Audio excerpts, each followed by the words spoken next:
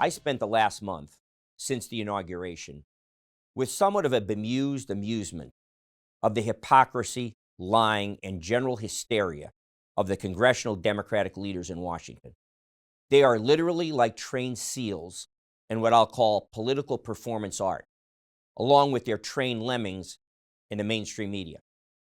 So, as I've done in the past, I'll debunk their lying charges. First, the Democrats are treating the federal bureaucracy, which in truth is nothing more than an extension of the executive branch, as an independent fourth branch of government, and suggesting that the president, Trump, lacks the authority to appoint Elon Musk as head of the Department of Government Efficiency. And even if he does, it requires the advice and consent of the Senate. Wrong. A little civics information is in order. There are not four branches of government. There are only three in our Constitution. Article 1 creates Congress with the right of appropriation and to pass all laws necessary for policy, funding those initiatives, and power to investigate so as to be informed as to what laws are necessary to secure and fund the rights guaranteed in our Constitution. Article 2 creates the office of the President, the Chief Executive, with the mission statement to enforce those rights guaranteed by the Constitution and the laws passed by Congress. The breadth and scope of that power necessitated the creation of executive departments to assist the President to carry out his policy directives in accordance with the laws passed by Congress. Those departments fall under the power of the President as spelled out in Article 2, Section 2 of the Constitution. The check and balance on the President's unilateral authority in appointing secretaries to lead those departments is the power of the Senate and Congress to advise and consent to those appointments. Of course, Article 3 creates the judiciary to interpret the laws and their application. Again, there is no fourth branch, although congressional Democrats treat those executive departments as if they are some kind of independent deep state. They are not. Now, back to our issue as to whether or not the President has the power to appoint Elon Musk to head up his DOGE department without the advice and consent of the Senate. He absolutely does. In the executive order President Trump signed, he appointed Musk as a special envoy and consultant of the President to work with and under each secretary in each department, each of whom was separately appointed by the President to carry out his policies, and all department heads or secretaries were confirmed by the Senate. All Democratic lawyers know this, if they are competent. After all, they were the ones that advised Democratic President Barack Obama to do exactly the same thing when he signed an executive order in 2014 creating the United States Digital Service known as USDS. Instead of DOGE, we have USDS. They were staffed with top tech talent from Silicon Valley. They worked with the Office of the President, Barack Obama, to consult with Obama's executive department heads, each of the secretaries, to modernize their tech infrastructure. So Musk, under Trump's executive order, is serving as a special government liaison to make government more efficient.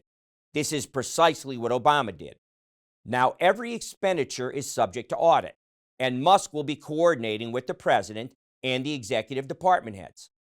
But the best part of all this, Musk is serving under a special congressional grant of power that Congress did by statute to the President to utilize such a person. That's right.